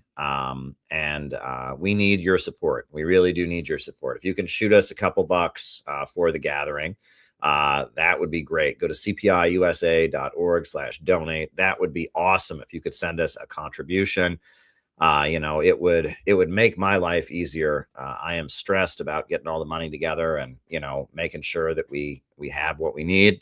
But it's going to be great. And a lot of people have registered. Matt Weinglass from the Homeless Left is going to be a speaker at the gathering. Can you believe that? That's going to be awesome. Matt Weinglass, I've never met him in person. He's a rising star in the alternative media world. He does the Homeless Left. He's a close friend of Craig Pasta Jardula. Great guy. And he is going to be a speaker at the upcoming gathering. And I think that's going to be great. And it's going to be really, really tremendous that he will be there. And so, please come to the convention. Please shoot us a contribution to offset the costs because it's going to be tight. It's going to be very, very tight. We need you to help us out with a contribution. This is a conversation I had with Peter Coffin. We had a gathering and we talked about my book, Where is America Going? And we had this, we sat down and we just did like a chat the morning of one of our previous CPI conventions. I think this was in 2023 about my book, Where is America Going? So take a look at this.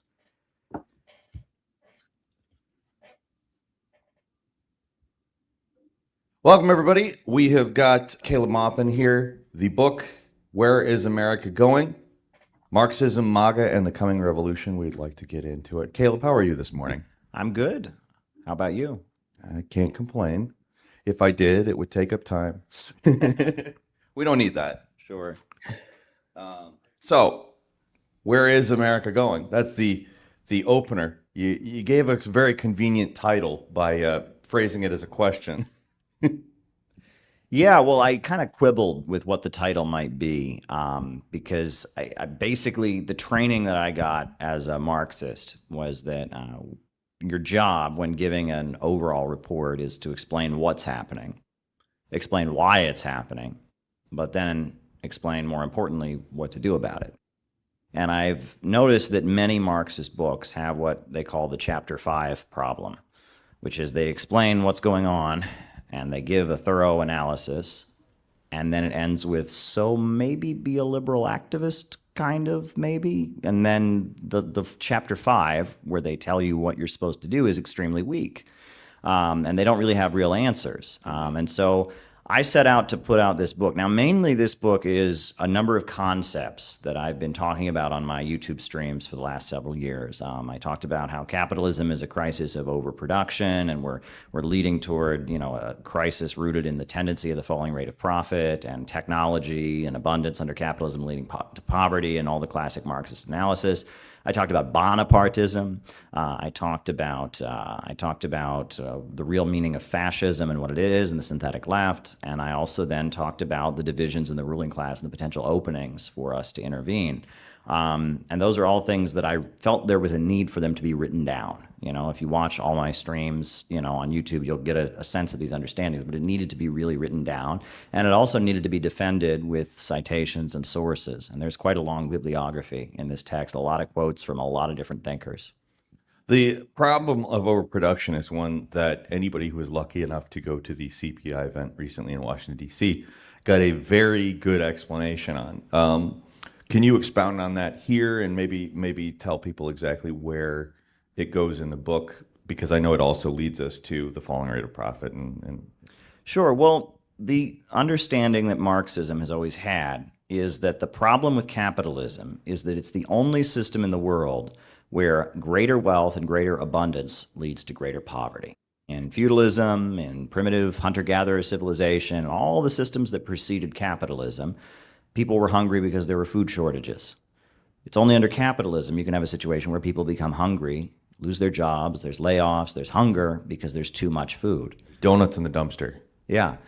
People can become homeless, and we saw this in the 2008 financial crisis because there's too much housing. I mean, that's what happened. People couldn't keep up with buying houses at the rate that houses were being produced. There was too much housing. There's a huge amount of housing in America, and people were losing their homes, and there's tent cities. And now here in Washington, D.C., I mean, we see tents of homeless people everywhere, and there's housing everywhere. And it's not that it's just ironic that there's so much housing in America and so much homelessness. It's that homelessness is created by there being so much housing. Poverty is created by abundance, and that's the built-in problem of capitalism. However, the technological revolution and the computer revolution has made that problem, that built-in problem of capitalism, that ever-present problem, so much bigger because of the fact that computers are eliminating labor like you wouldn't believe. I mean, ChatGPT, look what they can do. So there's so much less of a role of the worker in production that the rate of profit that the capitalist makes goes down, right? Only human labor creates value. Exactly. You explained it so eloquently at the event. Another thing that's present in this book that I think is very worth talking about is the counter gangs and the bread tube stuff. Like, you've been through that. Obviously, the bread tube serves imperialism, but I'm sure you went into much more detail in this book. Where did you take that? Well, I didn't want to spend too much time on the bread tube stuff because I wrote a whole book about it. I mean, I mentioned it in passing because it's important. But the main thing to talk about is that over the course of the 1970s, after the U.S. was defeated in Vietnam, the way the United States was able to kind of turn things around and ultimately win the Cold War was by kind of reinventing their strategy. And when the Cold War started out, it was capitalism versus communism. The great democratic, Christian, capitalist West versus the evil Marxist-Leninist communists. And things happened like the Vietnam War, like the Korean War, like McCarthyism, and the USA was isolating itself, and communists around the world were the champions of national liberation struggles, et cetera. And so communists actually were quite successful. But in the 1970s, Zbigniew Brzezinski and Henry Kissinger were kind of given the task of developing a new strategy, and part of that strategy was muddying the waters, playing the Soviet Union against China, manipulating socialists against each other. We saw the rise of Euro-communism in Western Europe, where the various communist parties were kind of bribed and nudged into terminating their relationship with the Soviet Union.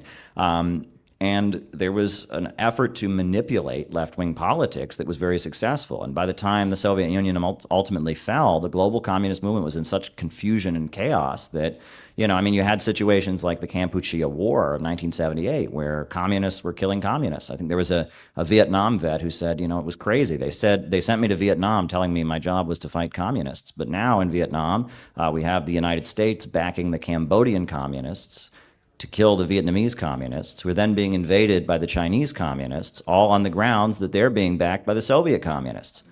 And it was about that manipulation and confusion of left-wing politics. That's how the USA was ultimately able to bring down the Soviet Union, disorienting the left-wing movements. And that term counter-gang, let me just tell you real quick where that comes from. Mm-hmm. That comes from Kenya. And that was, the Land and Freedom Army, the Mau Mau. They had a huge uprising against the British in the 1950s that was defeated.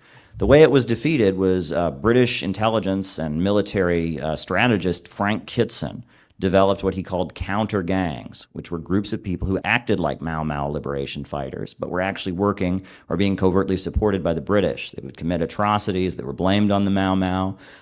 They would sometimes claim the Mau Mau were selling out and they were the real anti-colonial heroes. And by sending these groups of people that looked like anti-colonial revolutionaries out to muddy the waters and confuse things, they were able to diffuse the struggle. And ultimately, we know what happened, and the Kenyan Liberation Army and liberation movement was defeated. The British colonialists were successful.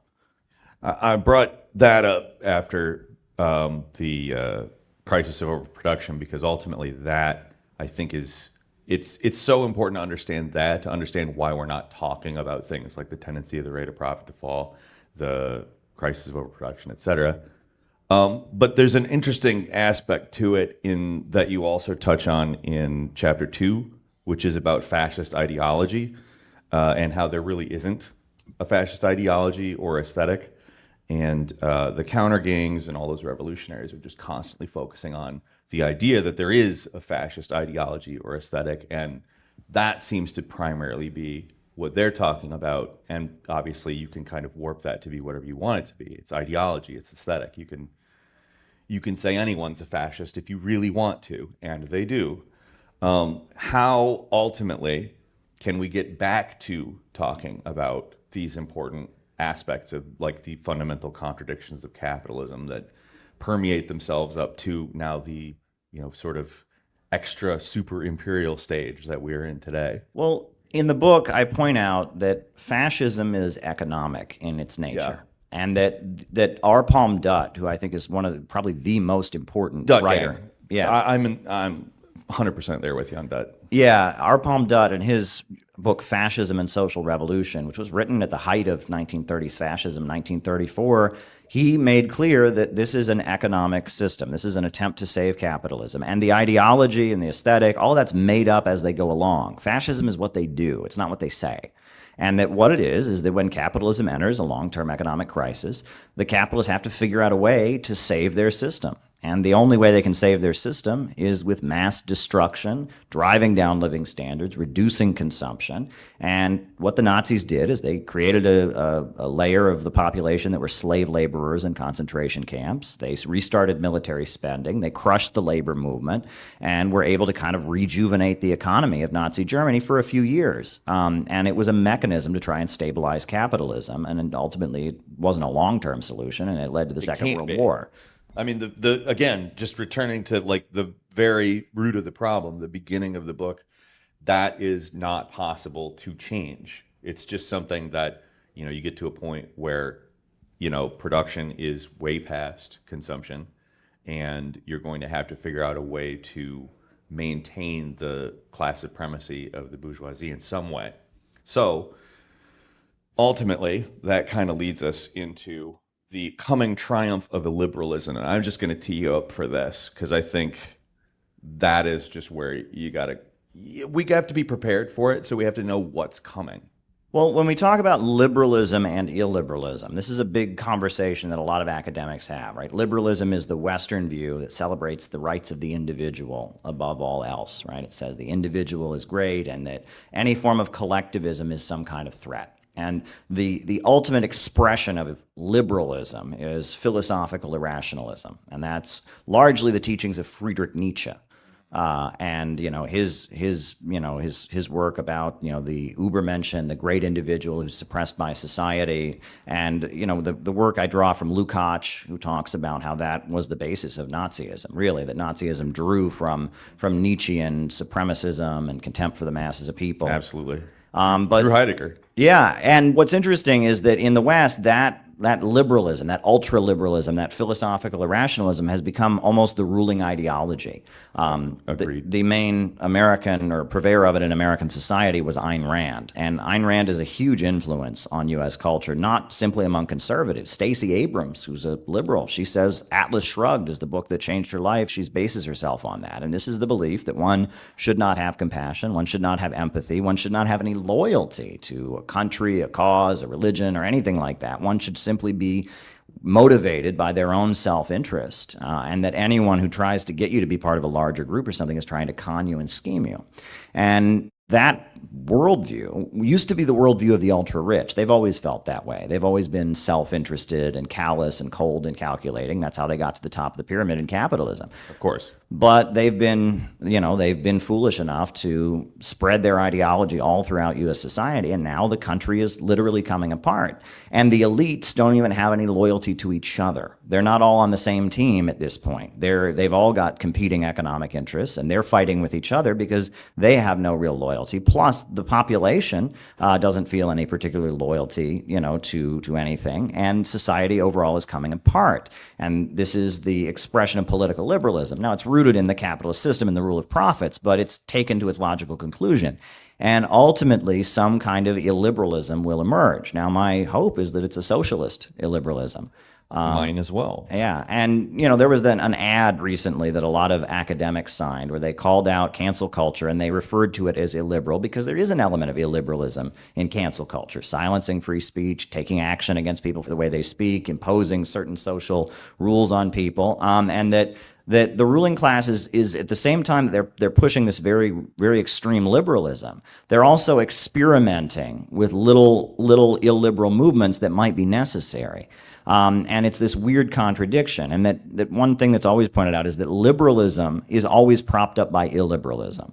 Absolutely. All these people who say they believe in free speech and freedom of assembly and all of that, and all these people who don't believe in repression, they're living in a society that's propped up by the U.S. military, a highly collectivist, illiberal organization. They've got police, that are, the way the FBI is trained. You look at it, all this belief that everyone should just think for themselves, there is no cause. They need illiberal institutions to prop up their privilege of being ultra-liberal and individualistic. The whole idea of spreading democracy feeds right back into that. We're not spreading democracy as well, our state isn't. We are, hopefully. But we're spreading what the American state wants. That's really all it is. Democracy to the U.S. state is doing what the U.S. state says. That's a liberal. Yeah, that's heading down that path, right? And that liberalism is I guess I'll use your word, an Ouroboros, right? Yes. Yeah, I mean, it's just you can't really have liberalism at the end of the day, because human beings are collective creatures in nature. Everything human beings have ever achieved, they've done in a group, from the time of hunter-gatherer civilization right up to today. If you look at the New York City skyline, every single building there is the collective result of thousands and thousands of people's collective labor. I mean, no one can point to anything in our modern world and say, well, I made that. I made that all by myself. Now some people might say, what about like a wood carver, like a craftsman? Well, he's using tools. Yeah, and those tools were made in a factory and shipped by, everything human beings do is collective. Well, you could make the case that, I make documentaries, and you could say, well, I make them all by myself. I film stuff, I research them, but I film stuff, I'm using a camera, I edit it, I'm using software that a bunch of people made. I research things, which means I'm reading tons and tons of books, tons of academic studies, news articles. All that stuff is made by other people. It's not me. So there is truly, like to your point, really nothing that is fully made by one person. And unfortunately, they want us to think like you can, like they don't want you to think that there's some, that brings us back to alienation. Like ultimately the alienation from the process of producing. You don't understand, you have the specialization of labor. You don't understand where people are in the process. You don't understand that there's somebody other than you in the process. And ultimately that's how they're justifying this market liberalism, which is, of course, it's all fake. It's again, to use the word again, it's an Ouroboros. It's eating its own tail. Yeah, and this is why, ultimately, I do think that the fact that there is an anti-imperialist bloc, and the fact that there are a number of countries now that are tied in with the Belt and Road Initiative, with the Eurasian Economic Union, and with economies that are not run by profits and command, the anarchy of production, the chaos of the market, that lays the basis for there to be divisions within our ruling class. The fact that Jim Rogers was such a big, outspoken supporter of peace with North Korea. And now we also see sections of the military, Tulsi Gabbard is active duty military. Michael Flynn comes out of the military. And these are individuals that don't want to have war with Russia. And they want to get along with Russia. And they seem even also more interested in getting along with China, some of them. And that there are sections of the U.S. financial power structure that realize that their hope is finding an alliance and kind of attaching themselves to this new emerging alternative economy. Guys, this is a pretty big waste. What are all these kids doing? They were all sitting there ready to kill the kids on the other side. It was austere, there wasn't much there. Then I went to the DMZ on the South Korean side, and my main impression was, what a waste. Why don't they just tear this down and let's have a K-pop concert? The bulk of the capitalist class in the United States just wants to make money. And if they just want to make money, why not do business with Russia and China? Why not be part of the explosive, anti-imperialist socialist bloc? But among the ultra monopolies that want to stay in power, they realize the only way they can maintain their monopoly is beating down and grinding the world into poverty. And Russia and China and Cuba and Venezuela and Iran are the biggest threat to that. So there's a division in the ruling class around this issue. And at the end of the day, that division kind of lays the basis for an opening for those of us who do want a better life for working families to enter a strategic alliance and really build up an anti-monopoly coalition. I point out the 4 stars on the Chinese flag represent the block of 4 great classes. Mao understood the proletariat, the working class, was not the majority in China, it was the peasantry, but even the middle class and the national capitalists, those 4 stars on the Chinese flag represent this anti-imperialist or anti-monopoly coalition that Mao built in order to rescue China from imperialism and lead it to socialism. And that's what we should be doing in the United States. That's what William Z. Foster and the Communist Party understood their job was back in the day, to build an anti-monopoly coalition. That's what we ought to be doing. We ought to be polarizing U.S. society, not around social and cultural issues, but around the issue of the imperialists and building a block of forces that will resist the imperialists. Obviously, we know that that's what you want to do. That is, it's a very general idea, though. What can an individual who is watching this do to move towards that, in whether it's in a very small scale or something they can join that brings us to that on a larger scale? Well, there is a very important small but growing layer in U.S. politics. The Rage Against the War Machine rally that happened February 19th had a diverse number of speakers. Jimmy Dore spoke, Nick Brana of the People's Party, Max Blumenthal, Tara Reid. This was a diverse coalition that's kind of centered around opposing not just the wars that they wage around the world, but also the low-wage police state they're trying to set up at home. And that is the section of U.S. society. That is the political current that I think we should be pouring all of our energy into. And a lot of it is a break with the left. A lot of it comes out of libertarianism. But ultimately, it's saying we're not going to accept your low-wage police state, and we're not going to accept your march toward World War III. And the woke left hates it, and the traditional neoconservative right wing hates it. And you know, some even in the Trump camp are not completely comfortable with it, but it's a layer that's growing, and they question the vaccine mandates, and they question the lockdowns, and they also question the war drive, and they are opposed to the tech censorship. And now we see with the Twitter files, you know, all the censorship that was going on, and that this is starting to be the basis of some kind of anti-monopoly coalition. So if someone's watching this, that's where you should be putting your energy. You know, that's where you can go and talk to people. And I've also noticed, and this is one thing that's worth pointing out, is that every political current in the United States is being divided right now. You know, the left, obviously there's big divisions, but, you know, among the libertarians, you know, you have the Mises Caucus, they're, you know, taking positions supporting Julian Assange, opposing the tech censorship, but then you have a lot of libertarians who are supporting it, right? And then among conservatives, there's a similar divide. And that so we're starting to see a polarization in U.S. society. It's not about what ideology you believe in, but rather what you advocate in the here and now. And that's, anyone can say they're anything. You know, anyone can say they believe in any ideology, but it's what positions do you take on the actual issues? And that's where the polarization increasingly is. What positions do you take on the actual issues? Are you for Julian Assange or are you against him? Are you for the tech censorship or are you against it? Are you for sending weapons to Ukraine or are you against it? And that's very interesting. And it shows that the kind of coalitions that will emerge to challenge the low-wage police state and the wars are probably going to be very unique and interesting. However, I do believe that Marxism, because it's the ideology that raised millions and hundreds of millions of people out of poverty around the world, and, you know, the Chinese Revolution, the Russian Revolution, Bolivarian socialism in Latin America, I think Marxism is going to be an essential part of the anti-monopoly coalition that ultimately breaks the United States out of imperialism and moves the United States toward a healthy, progressive illiberalism where the country comes together and we build ourselves up. So, in short, if there's something you want to do, I would encourage you to join the Center for Political Innovation. That would be a first step. That would be ideal, yes. Yeah, but I would also just encourage you to get involved with, you know, the Rage Against the War Machine efforts, with other efforts to promote these ideas, because we are entering a period where most people realize something is deeply wrong with their country.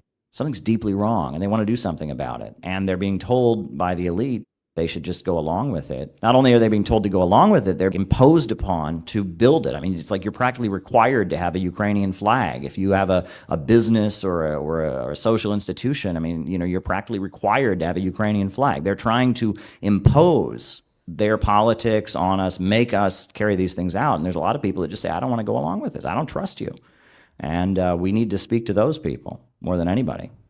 Well, that's Caleb Maupin. The book, Where is America Going, is available now. It's great. I would definitely say pick it up, join CPI, and have a very lovely day. Thank you. Yeah, that was a great chat that Peter and I did back in 2023 at the CPI gathering that we had in Washington, D.C. It was a tremendous conversation that kind of laid it out. And honestly, a lot of that stuff really aged well. I mean, not exactly everything is exactly how we would frame things now, but a lot of what I said kind of lines up with where we're at now. The reason that I'm doing these morning streams, I'm morning streaming, and I'll probably do this later this week as well. We'll see if not tomorrow, but I'm doing morning streams because we're preparing for the Center for Political Innovation National Convention. It's in Chicago next week. I'm getting on a van here in New York City with other comrades, and we're driving to Chicago. And Penny's coming from Minnesota, Dan and Tim and Steven are coming from California, and people from all over the country are coming in. We are headed to our national gathering in Chicago. We're going to be having our big convention. It's going to be great. And so if you can be there, and join us, it'll be all day. Doors open at 9 a.m. on August 15th. So please go ahead and register if you can join us. And if you would like, we could really use a contribution to help offset the costs. So please donate to support our work. We really need an anti-imperialist movement in America right now more than ever. We really need an anti-imperialist movement.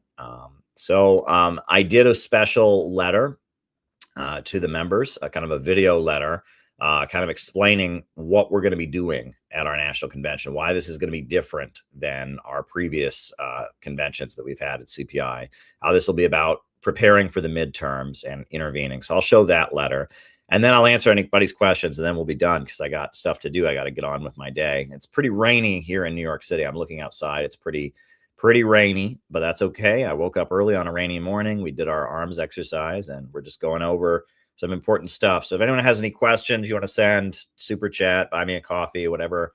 You want to send a contribution to help CPI, that'd be great. I'm going to put on the letter. I'll answer any other questions, then we'll go from there.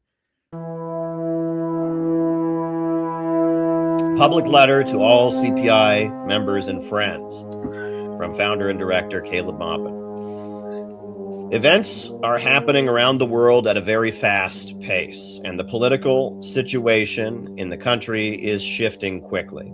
Our upcoming national convention in Chicago on August 15th will have a fundamentally different character than any of the previous gatherings of our organization. Why? Because the way events are progressing indicates that we will have a vital and important role to play in events this fall surrounding the midterm elections. In order to move into action effectively, we must use the August gathering to solidify and refine our abilities.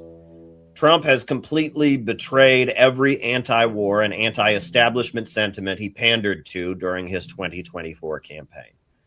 I don't think any two leaders have been as coordinated as President Trump and I. His murderous and unnecessary war with Iran has resulted in oil prices surging to $100 per barrel and a crisis of inflation that makes the inflation he decried under Biden look tiny in comparison. The National Defense Authorization Act has widely controversial provisions that will merge key sections of the U.S. military with the Israeli military. The hope for peace in Ukraine has stalled, and conflict rages on, with U.S.-backed Kiev forces murdering Russian civilians on a daily basis with drone strikes. All of this has resulted in a reshuffling of the political spectrum. Many of Trump's most vocal supporters during the 2024 elections are now his harshest critics. Tucker Carlson, Marjorie Taylor Greene, Thomas Massie, and Candace Owens have broken with the White House and become far more outspoken in their anti-war advocacy, opposition to Israel, and sympathetic view of anti-imperialist countries. Meanwhile, the Democratic camp, hoping to bank on anti-war sentiments as the midterms get closer, has softened its McCarthyist stances and begun to open the door to cooperation with anti-imperialists. Members of the Democratic Socialists of America now hold the office of mayor of New York City and have won key nominations for the midterm vote. I was warmly welcomed onto a podcast with prominent academic and DSA leader Cornel West. DSA-aligned YouTube channel Status Quo and Really American Podcast have featured CPI, not in passing, but allowed us to blatantly advertise our 4-point plan and our ideology on their platforms. Amid all of this, Marco Rubio's State Department published a McCarthyist document on July 20th that listed a number of Democrat-aligned activist groups as supposed agents of Cuba. While CPI was not named in the document, the image we have relentlessly highlighted on our social media in recent months, used for the cover of our book, Out of the Movement to the Masses, and used as the poster for our upcoming national gathering, was featured on page 45 of the document, without any explanation or caption. We view this as confirmation that we are being watched closely by the State Department. Marco Rubio just held a bilateral meeting with Russian Foreign Minister Sergei Lavrov. Our organization is the most outspoken voice calling for the creation of a peace bridge or peace tunnel connecting Alaska to Russia over the Bering Sea. And this appears to be a fundamental issue in the negotiations with Russia aimed at ending the Ukraine war. 2 of our members have publicly spoken directly with Russian President Putin in 2024 at the World Youth Festival in Sochi. I personally greeted Kirill Dmitriev when he came to New York City. He gave remarks to the media about the Bering Sea tunnel. Furthermore, I was recently personally invited to a reception with Joe Kent, the U.S. counterterrorism director who resigned in protest of the Iran war. Tucker Carlson recently recited the words, "Who are the Houthis? What are they fighting for?" in a broadcast, and then sat down with CPI friends Tara Reid and Olga Bataman for a full-length interview just weeks after I was personally on their set in Moscow. Furthermore, the Wall Street Journal has chosen to acknowledge the economic successes of North Korea in a headline article, and Trump has indicated he wants to have another meeting with Kim Jong-un.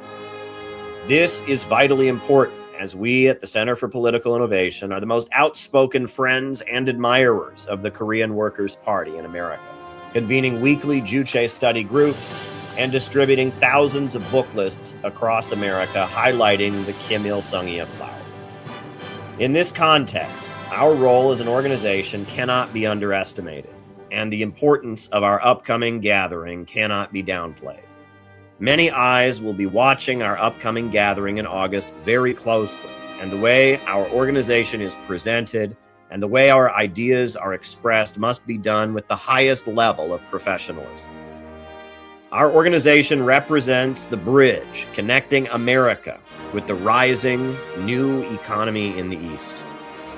We point to a way out of globalism, imperialism, and the needed anti-monopoly coalition and mass movement fighting for working families to bring it into being. With our consistent activism and educational work, we do what no other organization can do. Our moment is getting closer, and tasks that only we can take on and accomplish effectively will soon be universally deemed necessary. In regard to Marco Rubio's document and the subpoena of breakthrough news by the U.S. Congress in the aftermath of Trump's delusional speech about supposed Chinese influence on American elections, a few points of clarity must be made. First, we offer nothing but unconditional support to any organization accused of being foreign agents or otherwise persecuted for their anti-war stance or peace activism. We oppose the subpoena of breakthrough news. We oppose the State Department using its platform to publish what is essentially a 21st century blacklist of activist groups. We will support those listed and targeted by the American government with donations, demonstrations, public awareness, and loud opposition to their persecution. The Foreign Agents Registration Act is fundamentally unconstitutional, as its vague definition of lobbying makes it nothing more than an open threat to persecute any voice on international issues that the powers that be wish to silence. The law will never be enforced against Israel or other countries aligned with the United States, but will most certainly be used to prosecute or intimidate anti-war voices. It needs to be completely overturned. The Biden administration used the Foreign Agents Registration Act and the State Department to target the Uhuru movement, Scott Ritter, and others with international ties who were deemed to be enemies of the Democrat Party. Now, Marco Rubio appears to be using the same tactics to target activists who are deemed to be enemies of the Republican Party. Just as Democrats perpetrated the Russiagate hoax, disproven time and time again, now the Republicans are using the same kind of hysterical phobias about China to engage in similar repression. We must be clear that there is a fundamental spiritual difference between us and the communists of America, and despite our best efforts, we believe it is unlikely that many of them will stop seeing us as enemies or fascists.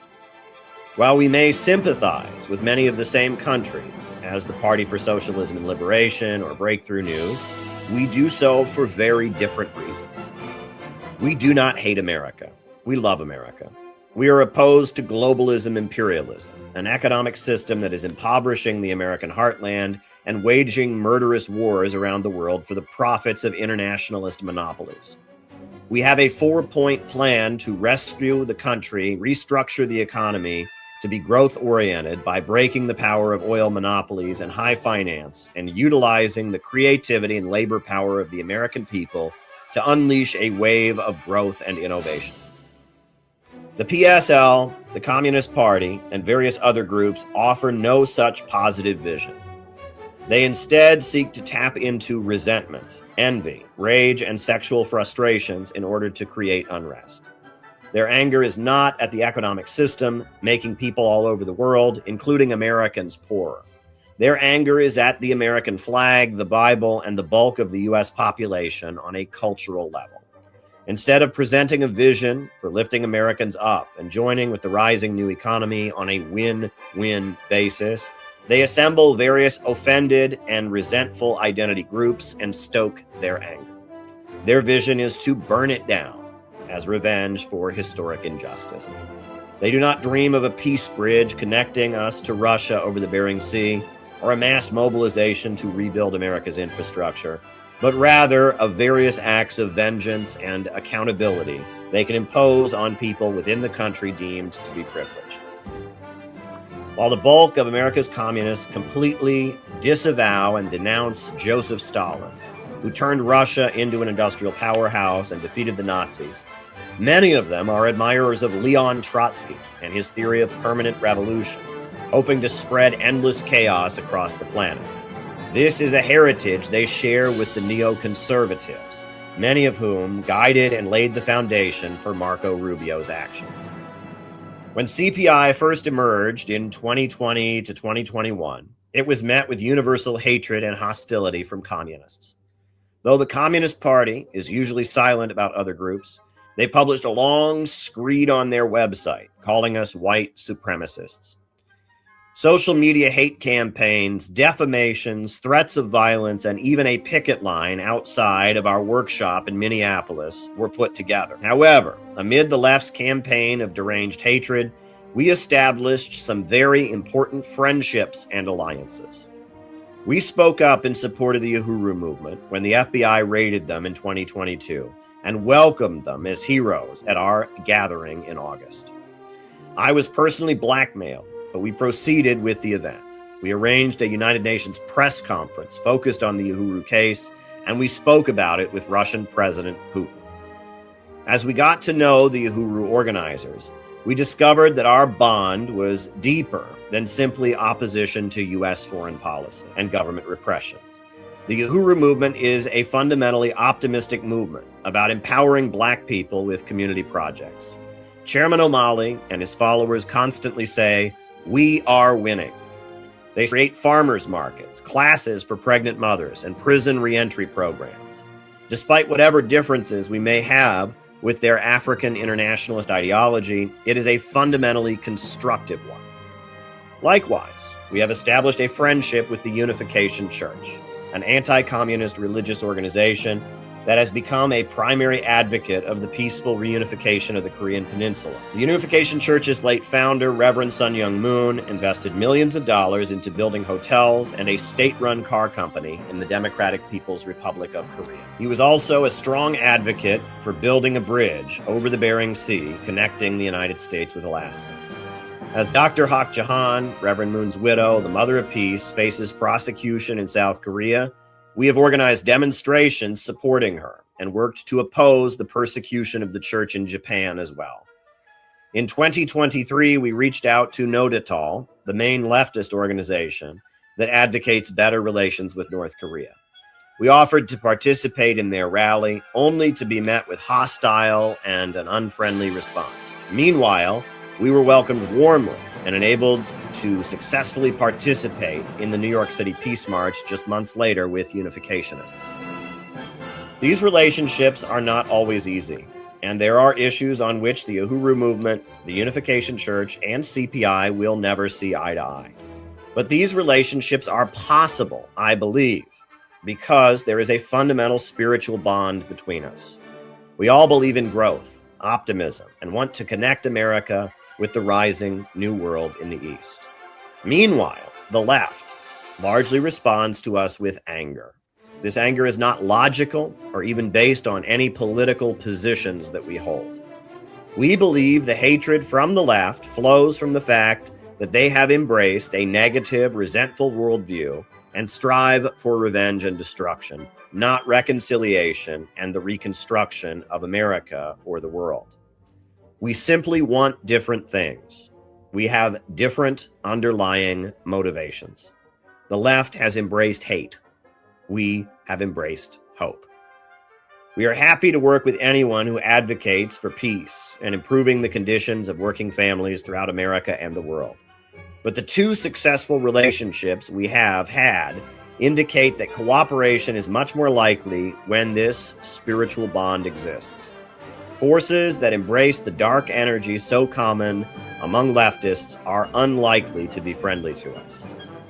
The midterm elections are likely to be full of surprises and provocations. The Democrats accuse Trump of being a fascist dictator, and the Republicans accuse the Democrats of being Marxist revolutionaries. Neither side has a solid vision for improving the country, and both sides are banking on presenting a nightmare caricature of their opponents in order to win votes. The economic fallout of the war and the potential to tie up Trump with impeachment proceedings makes the stakes very high. CPI does not support either side. The Democrats could have stopped Trump's war, and during his State of the Union, while they remained seated for many remarks, they rose to their feet to applaud when he threatened war against the Islamic Republic. Even if one side were fundamentally better, as a political education organization, we do not campaign or endorse any candidates. We view the midterms not as a struggle to render one of the major parties victorious, but as an opportunity. We want to use the midterm circus to spread anti-imperialism. We want to disrupt town hall events with candidates, both Democrats and Republicans. We want to cover major cities with anti-imperialist posters. We want to offer guidance to those who will turn to the Green Party, the Libertarian Party, or the new political regroupments being discussed by figures like Thomas Massie and Tucker Carlson. In liberal democratic Western society, the leaders generally seek to keep the population disengaged. However, elections are the moment in which the bulk of the population is pushed to get involved and listen to political ideas. While we will use these elections to spread anti-imperialism, you will see CPI members on the news and across social media. You will see our posters all over major cities. You will be handed our books at political rallies. We have a major operation planned for the fall. The convention in August is aimed at solidifying our organization in order to make it happen. The 7-day national training program and the convention on August 15th will be about giving orientation, refining skills, and setting the stage for our important work this fall. We call on all members, former members, friends, and allies to attend the convention. Please register and join us on August 15th. Those who cannot attend, please donate. We will need as many people as possible to send $100, $50, or even $20 to support our work. In times like these, travel and housing costs are much higher than usual, and putting this convention together has been much more stressful than in previous years due to logistical and financing concerns. We have a unique vision and operation to pull off this fall. We need you to help us carry it out, either as a participant, an observer, or a background supporter. We must oppose war, political repression, and the continued economic demolition of our country. We must counter it with an optimistic vision of a government of action that fights for working families and connects us to the rising new economy in the East. We believe August 15th will be decisive in making the fall operation successful. Please join us, support us, and be part of making history. I will end by quoting a passage from the great Christian socialist writer Wallace Wattles. There are two mental attitudes a man may take. One makes him like a football. It has resilience and reacts strongly when force is applied to it, but it originates nothing. It never acts of itself. There is no power within it. Men of this type are controlled by circumstances and environment. Their destinies are decided by things external to themselves. The other attitude makes a man like a flowing spring. Power comes out from the center of him. He radiates force. He has within him a well of water springing up into everlasting life. He is felt by his environment. The principle of power in him is constant. He is self-active. He has life within himself. As an organization, we seek to awaken people from a state of maintaining a mere biological existence or living biologically, and empower them to take action, to find their voice and their role in the struggle. We view this as a highly noble mission and purpose, and we will not back down from this stated aim.